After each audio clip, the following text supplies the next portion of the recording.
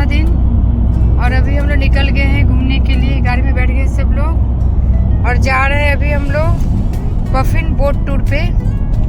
वहाँ पे जाके पफिन्स देखेंगे हम लोग। और ये देखिए बाहर का नज़ारा, बहुत अच्छी धूप निकली है और ओशियन का कलर भी आज पूरा ब्लू हो गया है। कल तक क्लाउडी वेदर था तो सब ब्लैक ब्लैक नजर आ रहा था।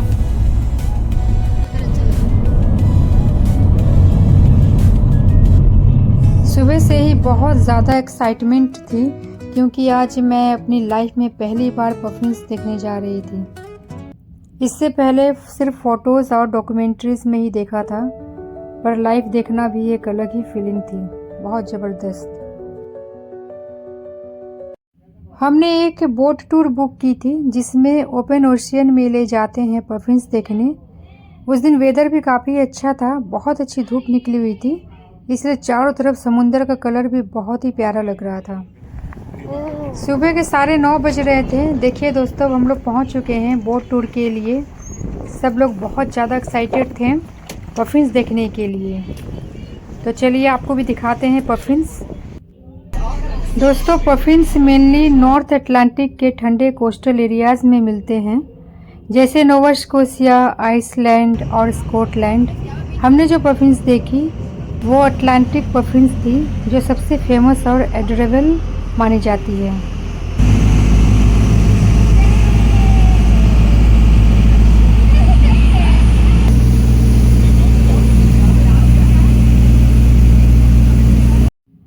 पफिन्स छोटी सी कलरफुल और सुपर क्यूट सी बर्ड्स होती हैं। इनका फेस थोड़ा पेंगुइन जैसा होता है, लेकिन इनकी बीक ब्राइट ऑरेंज या रेड कलर का होता है।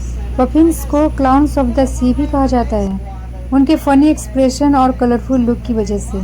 ये बर्ड्स ज़्यादातर नॉर्थ अटलांटिक कोस्ट में ही मिलते हैं, जैसे यहाँ नोवा स्कोशिया में। पफिन्स बहुत अच्छे स्विमर होते हैं और इनकी फ्लाइंग भी काफ़ी फास्ट होती है।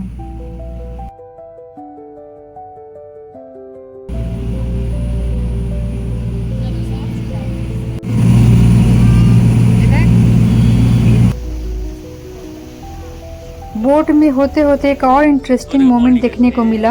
हमारे गाइड ने एक फिश उठाई और समुद्र में फेंक दी। कुछ ही सेकंड्स में एक बड़ा सा ईगल आया, सीधा नीचे आया और उस फिश को ले गया। मैं तो बस देखते ही रह गई। और हाँ, इस टूर में वेल्स और सील्स भी देखने का चांस होता है, तो हमें ये सील्स दिख गया, वेल नहीं दिखा था। तो आँखों को खुला रखना ज़रूरी होता है। ये बोट टूर डेफिनेटली हमारे ट्रिप का एक हाईलाइट मोमेंट बन गया। पफिन्स ज़्यादातर समय समुंदर में ही रहते हैं, लेकिन सिर्फ ब्रीडिंग सीजन में लैंड पर आते हैं। क्लिफ्स या छोटी आइलैंड पर अपना नेस्ट बनाते हैं। चारों तरफ बस समुंदर ही समुंदर। और कुछ ही देर में गाइड ने पॉइंट किया, वहाँ देखो पफिन्स। मैं तुरंत उस साइड देखने लगी और वैसे ही छोटी छोटी ब्लैक एंड वाइट बर्ड्स पानी पर फ्लोट कर रही थी। उनका कलरफुल बीक दूर से ही चमक रहा था। वो इतनी क्यूट लग रही थी कि क्या कहूँ।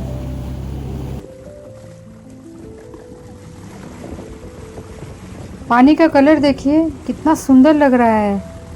ये देखिए फिर से हमें सील दिखा।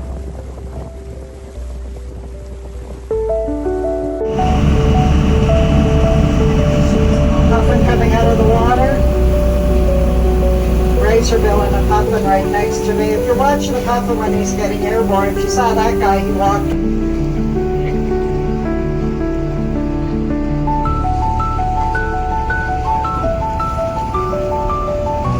That guy has fish in the bill. देखिए दोस्तों, समुंदर का नीला पानी और ये चट्टानों पर बैठे हुए बर्ड्स कितने प्यारे लग रहे हैं। नज़र हट ही नहीं रहा था वहाँ से।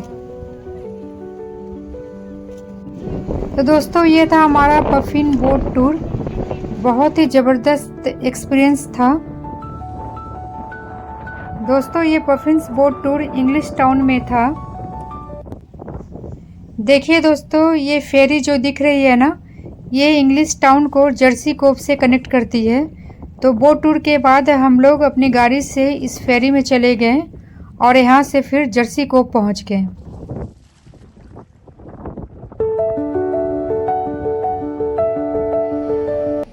देखिए दोस्तों, गाड़ियाँ कैसे फेरी के अंदर जा रही है।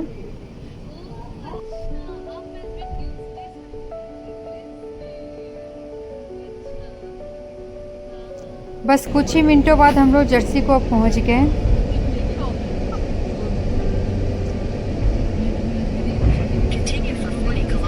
यहाँ से निकलने के बाद बहुत तेज़ भूख लग गई थी, लंच टाइम भी हो गया था। तो यहाँ पे कुछ रेस्टोरेंट बंद थे। कुछ देर जाने के बाद हम लोग को एक बेकरी दिखा, कैफ़े।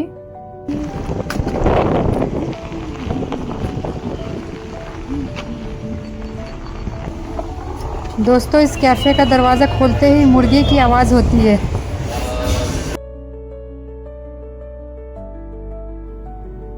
हम लोग इस कैफ़े के पीछे की तरफ बैठे हुए थे। देखिए कितना खूबसूरत लग रहा है। उधर से ओशियन दिख रहा है, चारों तरफ ग्रीनरी, बहुत ही खूबसूरत लग रहा था ये जगह।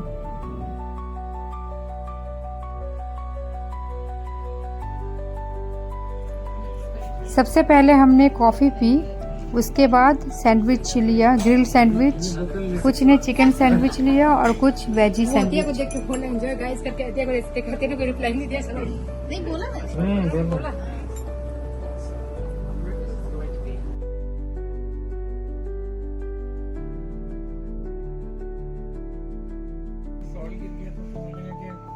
कुछ देर यहाँ समय बिताने के बाद हम निकल पड़े अपने अगले डेस्टिनेशन की तरफ।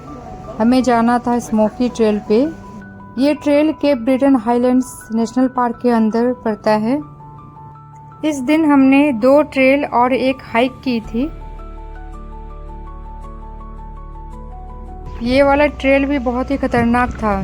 चारों तरफ से पेड़ पौधे और बहुत ही लंबा सा पतला सा रास्ता था और दोनों तरफ ज़्यादातर जहरीले पौधे थे जिन्हें टच भी नहीं कर सकते थे। फाइनली जब हम व्यू पॉइंट पे पहुँचे तो बस एक ही वर्ड निकला, ज़बरदस्त। ऊपर ब्लू स्काई और नीचे ब्लू ओशियन। इतना ब्यूटीफुल व्यू था कि कैमरा में जितना भी कैप्चर करो, असली फीलिंग उससे कहीं ज़्यादा थी, बहुत ज़्यादा खूबसूरत। देखिए दोस्तों, ये फूल कितने सुंदर लग रहे हैं ना। यहाँ पे रास्तों में, जंगलों में ऐसे खुद ही उग जाते हैं सुंदर सुंदर फूल। तो हम लोग स्मोकी ट्रेल के बाद पहुँच गए मिडिल हेड हाइक पे।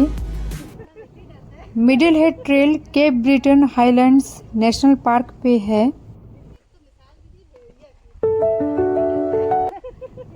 इस हाइक की खास बात यह है कि ये ट्रेल ओशियन क्लिफ्स के बीच में है। दोनों तरफ वाटर और बीच में नैरो फॉरेस्ट पाथ है। हेलो दोस्तों, ये आप देख सकते हैं मिडिल हेड ट्रेल है हमारी। मैं डंडा लिए चल रहा हूँ। यहाँ पे खतरा है, यहाँ पे शेर आने का खतरा है। क्या कह रहे हैं? इसीलिए मैं डंडा लिए चल रहा हूँ। अरे बाप रे। यहाँ पे जंगली चीता, शेर, भालू सब आ सकते हैं। अरे डायनासोर भी। डायनासोर, हाँ, परसों ही मेरी खिड़की के ऊपर से निकला था। अभी फोन वापस से गिर जाएगा।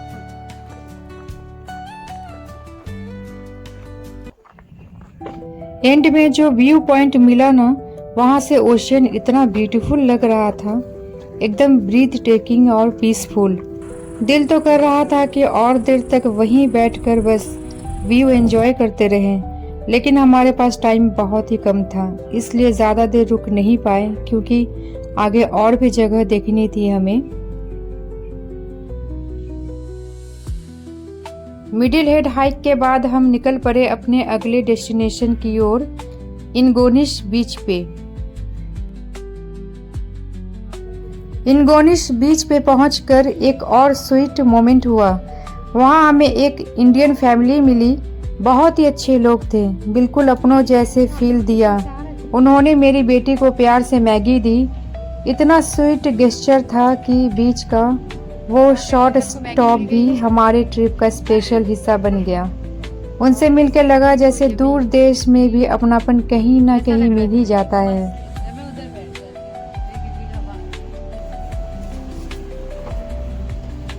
दोस्तों देखिए, ये रहे वो फैमिली।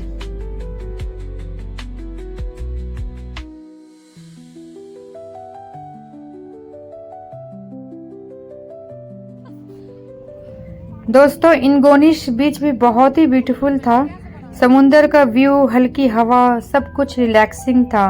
लेकिन टाइम बहुत ही कम था और हमें पहुंचना था अपने last but most beautiful destination पे, स्काईलाइन ट्रेल।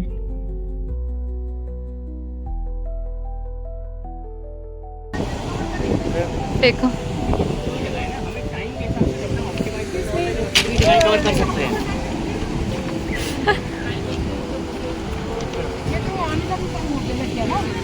बोले थे ना बाय, बोले बाय। दोस्तों अभी हम लोग आए हैं स्काईलाइन ट्रेल पे, जो हमें व्यू पॉइंट पे लेकर जाएगी। अभी शाम के 6:30 बज रहे हैं। वहाँ से सनसेट पॉइंट बहुत ही खूबसूरत लगता है, तो हम लोग वहाँ पे सनसेट देखेंगे। चलो भागो। तो चलिए आप भी हमारे साथ देखिए, स्काईलाइन पे सनसेट पॉइंट लेकर चलते हैं आपको। For the guided groups, we give ourselves 2 hours. Okay, and then at Yeah. what point of the sunset, like we happening there, like 9? Sunset is at 9 or 2. Yeah. So it's still like if we go right now, we get like good views and everything. Oh yeah. Right Oh now, yeah. right? Yeah. We're good. Okay, thank you so much. You're welcome. यहाँ से हमारा शुरू होता है trail, skyline का trail. ये पूरे 1.5 घंटे का ट्रेल है। 1.5 घंटे भी हमको चल के जाना है अपने व्यू पॉइंट पे।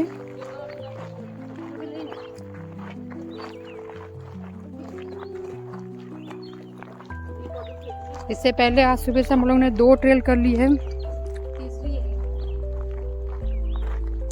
एक तो हाइक की थी शायद, एक ट्रेल एक हाइक।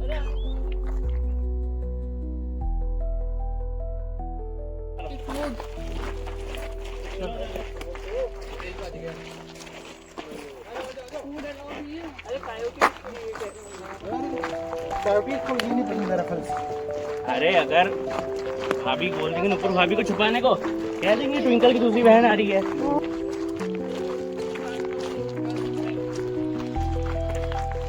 चिप्स अगर कि ये बोल रहे कि खाना अगर कायोटी को दिख गया तो वो हमला कर देगा, कह रहा हूँ मैं चिप्स फिर नुपुर भाभी को पकड़ा दूँ जैसे कायोटी आएगा। मैं ही तो मिली हूँ ना।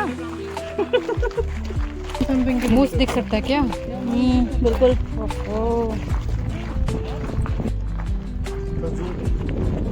आँख पे रोशनी आ रही है ना। चश्मा लगा लीजिए। देखिए दोस्तों, ये गेट लगाया गया है मूस के लिए, ताकि वो अंदर जा ना पाए।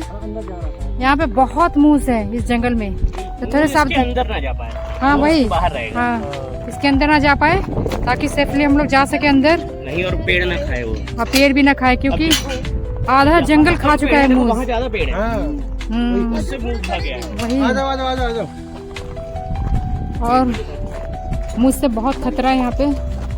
पूरा जंगल मूस से भरा हुआ है, तो जाली लगाए ताकि यहाँ पे मूस अंदर ना आ सके और पेड़ों को ना खा सके, और हमारे लिए भी अच्छा है। उतनी दूर मूस का खतरा है। उतनी दूर? चलो ठीक है। हाँ हम लोग सेफली जा सकते हैं। समुद्र देखिए कितना ऊपर तक लग रहा है, देखो सही में वो रहा समुंदर। आसमान तो मतलब actually ये देखिए, पता नहीं चल रहा लग रहा जैसा आसमान है, पर वो आसमान नहीं है। सूरज की रिफ्लेक्शन वहाँ पे पड़ रहा है उसी समुंदर में। ये है समुंदर। यहाँ पे भी एक व्यू पॉइंट है, पहले हम लोग वहाँ पे जा रहे हैं, देखते हैं वहाँ से कैसा लगता है नज़ारा।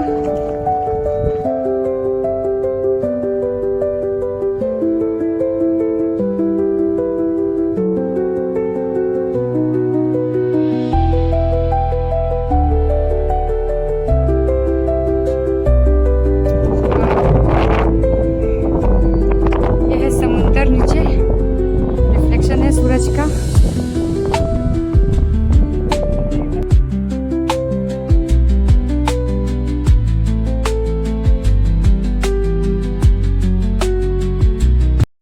ये ट्रेल ज़्यादातर वुडन पाथ पे बना हुआ है, बहुत ही इजी और कंफर्टेबल वॉक है। बीच बीच में ओपन व्यूज और ग्रीनरी, हर थोड़ा डिस्टेंस पे नेचर का सीन चेंज हो जाता है, कभी फॉरेस्ट कभी ओशियन के ग्लिम्स। बहुत ब्यूटीफुल लग रहा था। जैसे जैसे आगे बढ़ रहे थे हवा और ठंडी हो गई थी। लग रहा था कि अब हम व्यू पॉइंट के काफ़ी पास हैं। एक्साइटमेंट बढ़ रही थी, बस सोच रहे थे कि आगे क्या व्यू मिलेगा। जैसे ही व्यू पॉइंट पे पहुंचे बस एक ही वर्ड दिमाग में आता है, जस्ट वाओ। समुंदर दूर तक फैला हुआ, हर तरफ साइलेंस था, सिर्फ हवा थी, ठंडी सी फील और नेचर का एकदम रॉ वर्जन। ये व्यू सिर्फ देखने का नहीं था, महसूस करने का भी था। इतना पीसफुल और वाइड ओपन व्यू, लग रहा था जैसे टाइम थोड़ा सा रुक गया हो। हम लोग पहुंच गए हैं हमारे डेस्टिनेशन पे, स्काई लाइन सनसेट पॉइंट। यहाँ आते ही सबसे पहले थोड़ी देर खामोशी में व्यू को देखा और उसके बाद शुरू हो गया फोटो सेशन। इतना स्टनिंग व्यू था कि हर एंगल से फोटो लेने का मन कर रहा था। कभी सोलो शॉट, कभी ग्रुप पिक और फिर थोड़ी देर बस व्यू के साथ टाइम बिताया।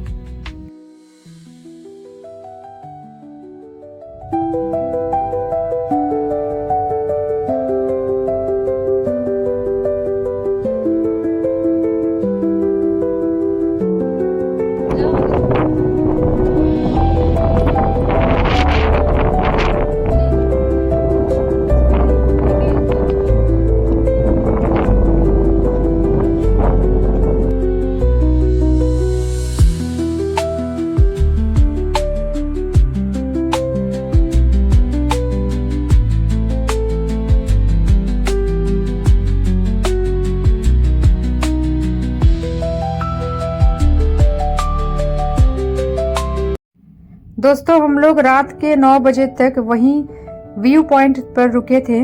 सनसेट इतना ब्यूटीफुल था कि बस उस मोमेंट को फील करना था। मैंने उसका एक टाइम लैप्स भी बनाया।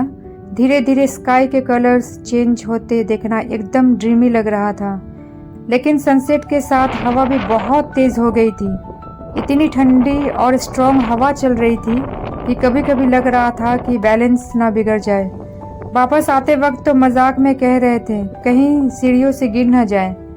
थोड़ा थोड़ा अंधेरा भी हो रहा था, लेकिन एक अलग ही थ्रिल था उस नाइट वॉक में और दिल में एक ही फीलिंग थी, ये ट्रेल कभी नहीं भूलेंगे।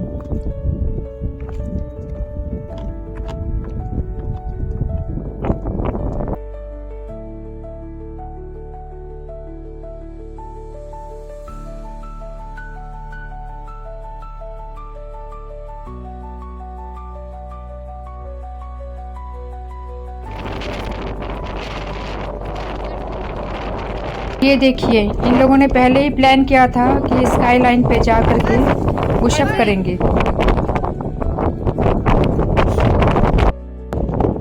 दोस्तों अभी सनसेट हो गया है और अभी बज रहे रात के 9।